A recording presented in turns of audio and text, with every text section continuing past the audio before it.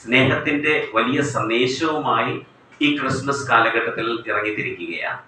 എല്ലാവരെയും ഉൾക്കൊള്ളിച്ചുകൊണ്ട് എല്ലാ മാനവിക സംസ്കാരം പേറുന്ന എല്ലാവരെയും ഉൾക്കൊള്ളിച്ചുകൊണ്ടുള്ള ഒരു ഘോഷയാത്രയാണ് ഈ ഫെലിക്സ് നതാലിസ് 2024.